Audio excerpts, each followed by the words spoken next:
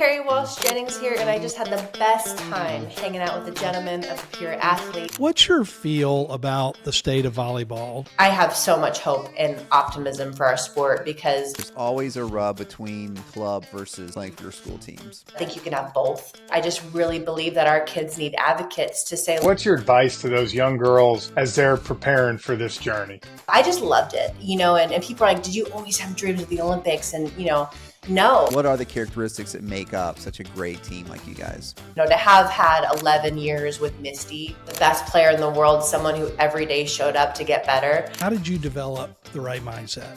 Fear of failure drove me really hard for a long time. It didn't diminish me until it did. And there are plenty of parents that send stuff to us. My kid's 11. He or she just needs to play one sport. Some high school students are getting Tommy John surgery just so their elbows reinforce they can throw harder. And I'm just like, what is this world coming to? Like, gnarly. Before we get to the podcast, if you have middle school or high school kids that play sports and you don't want to fundraise like me, we got you covered. My buddy Chris Carneal owns Booster. Chris? We help schools and sports teams raise funds in a super fun and engaging way. In fact, the last 22 years, we've raised $750 million, and we can't wait to help you. Choose booster.com. Welcome back to Pure Athlete. I am Jeff. Here at my home, I have a game tonight with my daughter. And so I'm not in studio with the two old men there, Britt and Brad. They're going to hold down the fort. Guys, how are we doing today? We're doing great. We're excited about today. Definitely. We've got a fantastic guest, and I think we should just get right to it. All right, I say we do. So our guest today was a 4-time All-American at Stanford. 3 gold medals in beach volleyball, and she is fresh back from the Olympics. She went over to Paris this year. So without ado, Kerri Walsh, thank you for joining us. Kerri Walsh Jennings, please. You're going to get me in trouble. I'm sorry. Yes. Gosh, what a rookie mistake. Rookie mistake. You know what's funny is Misty May did the same thing to me. And it's funny because I played baseball with her husband, Matt, so I should have known better to do it. But Kerri Walsh Jennings, thank you for joining us. Thank you. I would like to be my husband's wife and my kid's mama. So that's where that comes in. But you're forgiven. I love Walsh. I put it as my middle name officially. I didn't hyphenate. And to be honest with you, I wish I would have dropped it because it's like an identity crisis. It's like, fuck. People are like, call my husband Mr. Walsh. And they're like, it's confusing. It's a lot. It's a lot. Good problem to have, I guess. I was going to say, well, so you're fresh back from the Olympics. So kind of tell us a little bit, if you don't mind, about Paris and your time over there. Man, I love that city with all my heart for many reasons. And I just think they did such an amazing job honoring and, revering the Olympics. The history there is strong, obviously in many different ways, but certainly with the Olympic movement. And I was so curious to see how the locals would show up and how they would, kind of market the games in this iconic city. And everything was so elevated and just there was so much grace and everything. And people showed up. I think the locals all left, which typically happens, which makes life easier on everyone who's visiting. But I had nothing but an amazing experience. Like the security guards were so kind and so helpful. Like every venue was just like next level, mind blowing, incredible. And certainly beach volleyball. I loved it with all my heart. I was so happy for the athletes to get to experience a real games, I know Tokyo was disappointing for all of us. And probably most importantly, it was most disappointing for Tokyo because what a beautiful city, So it was just great that it all came back together in such a powerful way and Team USA kicked butt. Well, Kerri, we're so excited to have you on. And as you know, we've been talking for a long time to make today happen. As we really want to talk some volleyball with you. But first we want to go back. And as we've kind of looked into your story a little bit, we know you've got a bunch of brothers and sisters, and it sounds like you had a great childhood and your parents encouraged you to get outside. Tell us a little bit about all that and how you got into volleyball. Man, well, I think in my life I've been so fortunate because I was born into this family that was just so, and still is so rad. Like they're humans on a mission to kick ass. And witnessing that my entire childhood and continuing, I'm 46 today. I just moved literally across the street from my parents. I'm back in this environment that I grew up in. And it just reminds me that our environments are so important to our development. And for me growing up, I was just so gifted because not only are my brothers and sisters so incredible and we're so tight, but my parents were so present. And a big part of my growing up was watching them compete in various games, like very high level, very intense and competitive co-ed softball, leagues and bowling and volleyball and basketball. And they did this my whole life. Like at least I'd say twice during the weekdays and tournaments during the weekends, we were there watching our parents compete, screwing around, being kids, being free, getting weird and dirty, but watching them also. And I feel like that really set the tone for my life, because when the people you love and trust the most are expressing joy and pride and enthusiasm towards something that, is as pure as sports, like it really set me off on the right foot. And, nature and nurture, I fell in love with sports as soon as I could walk. And I fell in love with volleyball when I was 10. It was the first sport offered to me. I, grew up playing baseball and AYSO and volleyball and basketball. My brother's 11 months older than me, so I was always a tag along, which was another gift to me because he did not take it easy on me. He beat me up often. But it made me better and it made me stronger, and I wanted to hang with him, so I sucked it up. We've had, this is our 86 or possibly 87th podcast. And we hear so many stories about parents, seeing their kids play. But this is the first one we've ever heard a guest talking about watching their parents play growing up. So that's very cool. Very cool.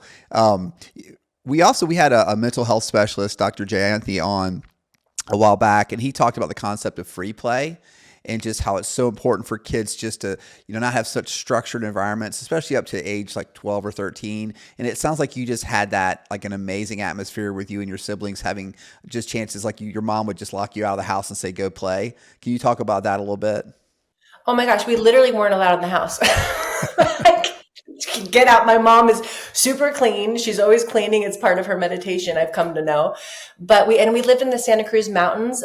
Our nearest neighbor, you could not see them. And I was one of 4 growing up in the house. There's 5 of us total. I have one brother up in heaven. And my brother and I were just a crew.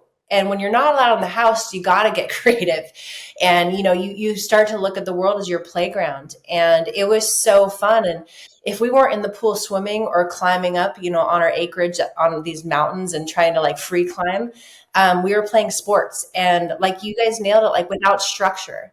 And that's just what I wish so much for my kids. My husband just put up a mini volleyball court in our backyard. And the most beautiful thing about it is that they're learning how to be athletes and how to make weird plays without knowing the proper footwork and the proper technique yet. Like there's no place for that, in my opinion, until later on down the road. Like you said, like it would be a dream for me if no one really had structured anything until they were 13. But as you guys know, people are starting very specialized, very specific when they're, 6. Yeah. It's beautiful and it's interesting, but it's a trade-off, Well, it's fun to watch at 6 years old. I know that. Oh my gosh. It's a mess. Well, it plants a seed that's so important to have, right? Like you want your kids to be interested in playing and knowing they can do new things. Like the expectations at 6 are different, and I have to believe, Jeff, that you just have fun with your girl and you're just like, go, let it rip. And it's not like, okay, choke up on the mat. And, no, I'm hoping every girl at some point this year puts the ball in play off me. That's all I care about. If they do that, it'll be great. But, so growing up a little bit too, for you, talk about your brothers, your sisters and stuff like that, being competitive, what else kind of drove you as you got going and playing at higher levels? You guys have probably heard the quote, the man who loves walking walks further than the man who loves the destination. Like that to me is me in a nutshell. I love all of it. Like I just love the feeling of personal improvement and progress. And that's what sports always afforded to me. I'm an athlete for a reason. I like high fives and good jobs and like obvious markers of improvement. And has structured my life for my whole life. I started playing sports when I was really young and it just felt good and it felt free. And I was a very shy kid growing up, and it gave me a voice in a way that I didn't really have amongst my peers because I didn't want to be an idiot.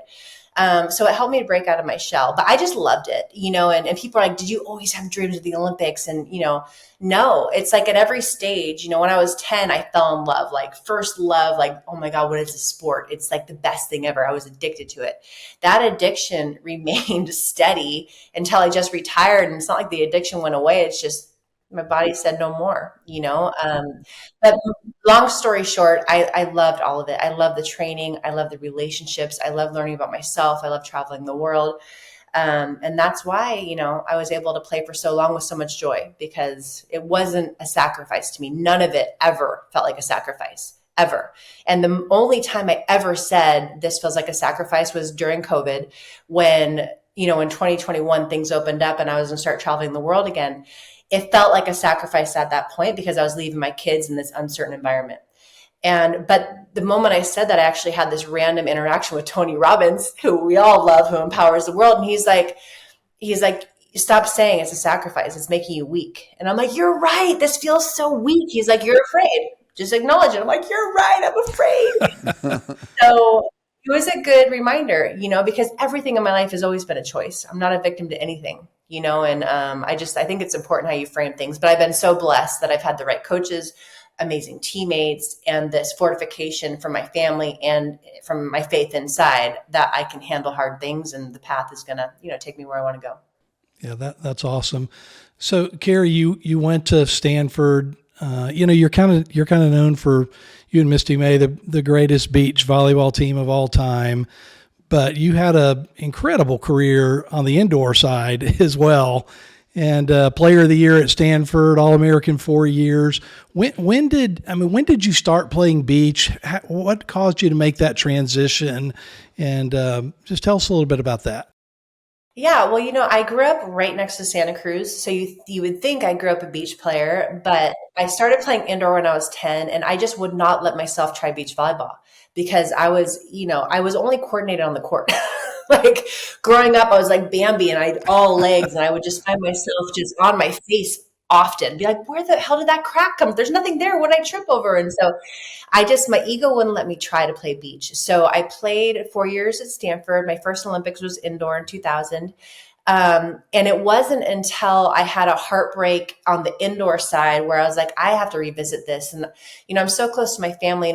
Historically, in order to make a living playing indoor volleyball, you go overseas and you're gone for 8 or 9 months out of the year. And I'm just so close to my family. That just felt like I don't want to do that.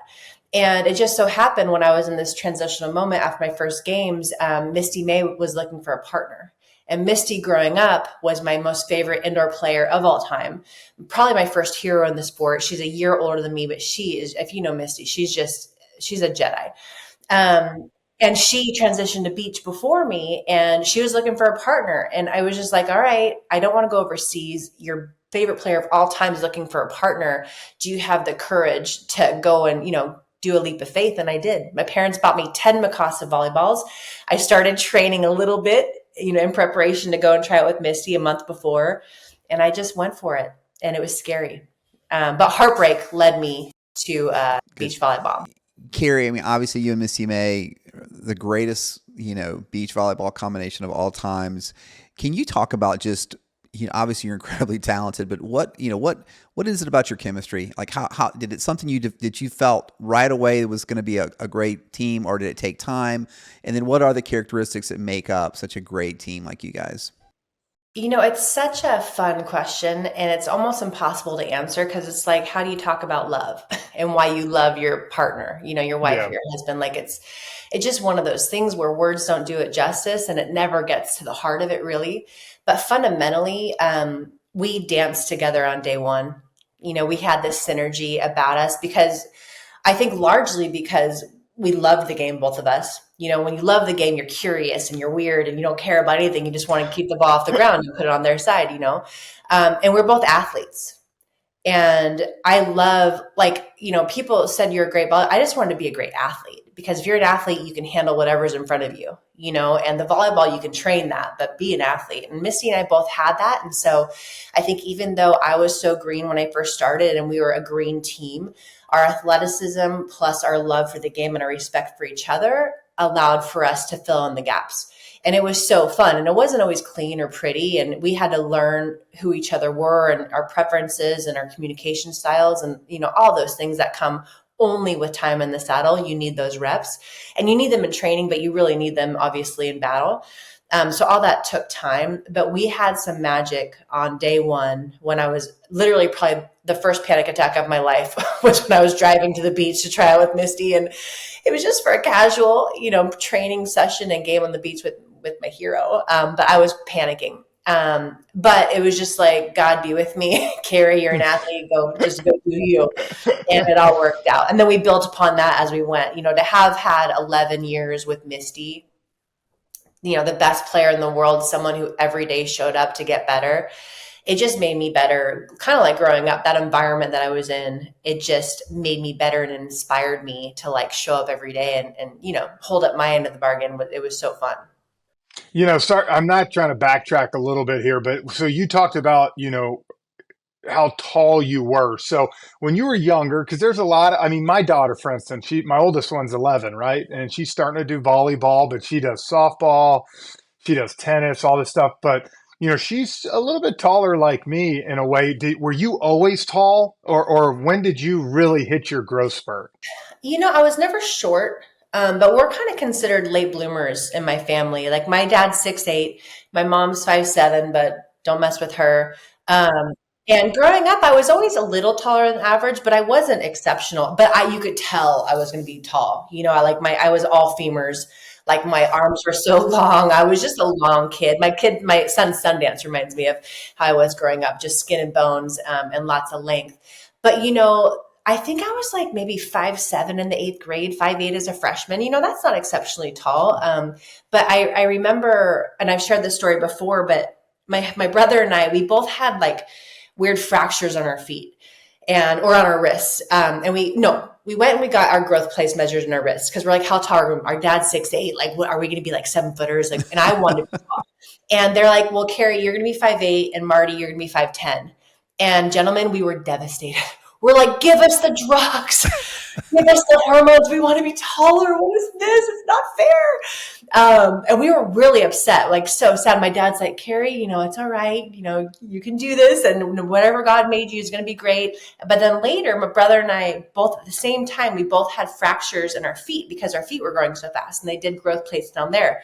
And they're like, throw that out that window. You're going to be ginormous. And we're like, God, thank God we didn't do the hormones, which would be ridiculous in that situation. But so my point being, I grew later, and I'm so grateful, Jeff, because you guys know, like the kids who grow tall early, they're treated like they're 3 years older than they are. They're usually a little bit more advanced in their skills. And so coaches ride them more. They're not taught proper technique because they're tall and can get away with it. And so to me, it's like, I hope my babies grow late, it'll save them. And you have to prioritize footwork and precision. And, again, it's just, I think growing later in life, I know it presents different challenges, which I'm not saying it's an easy ride because some kids, don't graduate till they're a freshman in college. And then, their hopes for college are kind of diminished. But I just know that growing early, like it's a big responsibility to have a big body.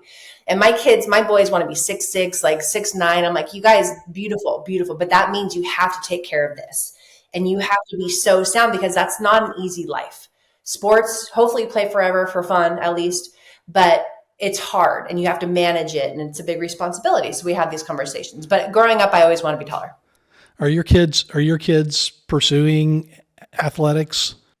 They are. Tell us about that. How are you managing all that? First of all, can you tell us your kids' names? Because obviously here your dog's Cool Hand Luke. Sundance. And Sundance is your son. So you got to give us the kids' names first, and then tell us kind of what they're pursuing. Well, so Sundance Thomas is our number 2 son, and he's named after Butch Cassidy and Sundance Kid. My husband's a cowboy from Vegas, grew up on that movie. Dude, he looks just like a little Redford, like ginger hair, green eyes, and he's He's got it. Scout Marjorie is my daughter, To Kill a Mockingbird's Kill a favorite book. Mockingbird, And yep. in the book, she loves her daddy and she loves the truth. And I love that. And my daughter is just that. And then Joseph Michael, he's like, Mom, what the hell? You didn't give me this incredible name. But he's named after absolute legends in our lives, and it suits them. So our kids are, they're all inherently competitive, different expressions of it. They're all inherently athletic. They love movement, and they're different though. Like our son Joey, he's 15, he's a freshman. He just dunked for the first time with the basketball yesterday. Wow. And he's so proud. That's big. It's just the cutest. That's a big deal. Because Casey and we don't jump that well, but he's like determined. The kid he's got the it factor, my Joey. And then Sentence is more like me, God bless him. He's like Bambi. He's going to be our tallest and longest. And he just needs a million reps, just like Mama needed. But he has a huge heart, and my daughter's kind of a Jedi as well. So they're all into whatever's in season is what they're doing. We want them to have diversity and just to get range, and you only get range by doing different things. And they're all starting to play beach volleyball, and it's really fun because I think beach volleyball is like the best cross trainer for every sport that exists. And it's so fun, and you're outside. So, it's really, really fun. And apparently I'm a yeller on the sidelines, but only if the ref's bad. My head will blow up if I don't say something. I'm not coaching. I'm just encouraging. It only gets harder. But I love what you said. I mean, so, you played volleyball, but I love that you're promoting play all the sports, develop the movements, because, we talk a lot on here, Kerri, and there are plenty of parents that send stuff to us. My kid's 11, he or she just needs to play one sport. And, we've talked about the injury of specializations in sports, and the numbers are skyrocketing. And so I just appreciate you promoting that, because I think, we talk about Misty May. She played soccer all the way up until you can do it. Yeah, no, it's a very important conversation to have, because us as parents, we want what's best for our kids. And I've heard every excuse in the book as to why my child is playing this sport in this position in this sport starting when they're 10. And there's a quote that I love that says, don't argue for your own limitations. Like, if you argue for your limitations, they're yours. So as parents, I feel like we need to have this big picture mindset and not play for the short term. And I think when you're like short term thinking, it's just out of fear and love, underneath it, it's beautiful. But I believe we need to have this conversation, because I was told, and I didn't fact check this, but some high school students are getting Tommy John surgery just so their elbows reinforced so they can throw harder. And I'm just like, what is this world coming to? Gnarly. And there's it makes me so, and then there's so much science. This tendon can only hold so much. Why would you want to max out when you're 16?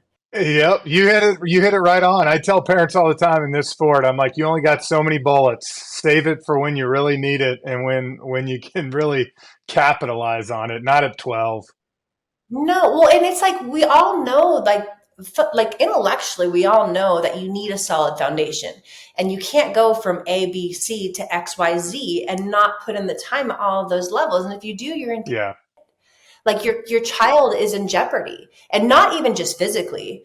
It's mentally, you need those reps and those steps, and you have to build, the pyramid, and not, it's just, I just think we need to be redundant and keep saying it, and if you talk to every pro athlete in every college or every coach in college, they're all like, we want the athletes. We want the ones who are trainable, who are, diverse. But if you talk to the college coaches, that's where the disconnect is. It's middle high to high school, where they're just no, we need to put you in this box. This is who you are, and I have you for 4 years, and I'm just going to milk you. And it's not fair. It's not right. So, Kerri, I want to talk a little bit about the state of volleyball, youth volleyball today. You grew up in California. Volleyball's been huge for a long, long time. We're in Atlanta. It's huge now, everywhere. Fastest growing sport. You have a vantage point into pro volleyball today, which is kind of taking off here in the U.S., all the way down to the youth level. What's your feel about the state of volleyball in this country today? Oh my gosh. Well, it's really exciting, because we are firing on all cylinders at every level except for the pro ranks. And I'm talking beach and indoor. Indoor is just gangbusters. Like it's been gangbusters since I was little, and I'm 46 now. And it just keeps continuing to rise, and opportunities keep getting bigger and bigger and more at every level. And now I think we have 3 or 4 pro leagues like just launching in the past 2 years. A League One's about to launch. We had the PVF last year, and like there's so much opportunity. And for me, the competitor in me loves it because competition makes everyone better. And I want these athletes to have choices. On the beach side, it's following the same trajectory as indoor, but the numbers clearly are in indoor's favor. But beach is growing like gangbusters as well. Just, we don't have the numbers yet, but we're suffering in the pro ranks. So we go from college where these kids are badass, so well trained, being trained by former Olympians and world champions. And then after college, there's really nowhere for them to land. And so that's my mission that I'm working on right now, because these kids deserve a career, and the sport is so special. If you guys watched it in Paris, it's just a spectacle. And it's a spectacle without even really trying. I mean, playing in front of the Eiffel Tower really helps, but you have like, Yeah. you have the X-Men out there in bikinis, in board shorts, like giving everything. And there's a point per play, which is so fun. And there's just so many elements, and I have so much hope for beach. But my long answer short, I have so much hope and optimism for our sport because the market is starting to, recognize us, which I don't know what took so long, but I believe in divine timing. And you can't deny us anymore. Kerri, I'm an athletic director at a private school here in Atlanta, and there's always a rub between kids, commitment to their club volleyball teams versus their high school teams. And I know there's a realistic fact that you're getting recruited from your club teams, but what's your advice or what's your thoughts on, club versus playing for your school teams? Man, I'm kind of a purist and a traditionalist, and I had so much value in playing for my high school team. I know now people are getting more developed and more reps and better reps, higher quality reps in club consistently. That being said, I think you can have both, and to me, I just really believe that our kids need advocates to say, look, club, it's very important to us. Club is in this season. In this season, I'm going to give it all to play in high school, because it affords for many other things, social, along with, a break and fun. It's more whimsical and less stress, but different kind of stress, and you're representing something bigger than yourself and all those wonderful things. So I really believe it's worth having the uncomfortable conversation with your high school coach or your club coach, being like, look, my daughter's going to play 3 sports. She's going to make it to everything she can. We'll give you a big heads up when we know she's going to miss a tournament. But this is how we're doing it, and they're not going to like it. And they're probably going to say, oh, no problem at the beginning of the season. And then halfway through, they'll get pissed that you missed a practice. I played basketball in high school, and my coach did not like it when I, would have to miss a practice for a club tournament. But we got ahead of it, and it was worth it. And I wanted to do both. So I just think that you need to fight for what you want. And we know our kids best. And if our kid has joy and wants to do something, we got to support them. That's a great piece of advice. I can say that for parents is that that they don't do a great job of is communicating on the front end, that there's going to be some conflicts, but then also communicating on the front end. Like if you can tell that coach, that high school coach or the club coach even, hey, this is where it's going to be a conflict 2 months down the road, in February, we're going to have to miss, this because of this tournament or this game. I think the high school coaches would appreciate that. As long as they can plan, it's the surprises, being told the Friday before a Saturday match that their daughter, one of their key players is not going to be there. That's where a lot of times the rub comes in. That's great advice, just to get on the front end of it and to give as much warning as possible where there's going to be conflicts. I think so. And also just level setting. Like we're so stoked to be on this team. This is what's going to serve my daughter best. And she's going to bust her ass and she's going to show up for practices and, she's committed, to all these, like, let's work together. And I just think that coming together and, reminding everyone that this is about the kid, and the coach has their own job and their own stresses. And I respect those very much. But I think just reminding everyone that every kid is different. Every kid has a different path, as they should, and working together for the best of, each child it's, it's what we're here for. My question is, you got a lot of high school, middle school, not just women, but men playing volleyball right now. What's your advice to them on a couple things they can really work on as, that can help them get recruited, whether it's, a bigger school or smaller school, but what should they be working on?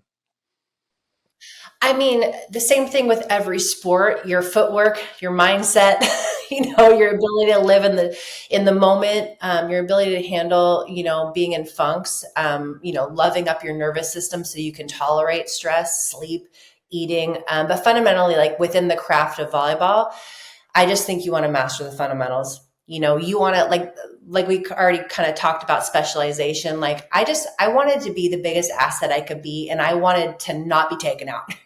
And the more skills you have, the more, if you can bump set and spike and block and you're competent, not the best, but competent in all those, and you have great energy and you have good attitude, it's going to be hard to take you off the floor. My boys play basketball. They love it so much. And I'm like, you cannot just prioritize offense. Like, you will not come off the floor if you play amazing defense and get those boards.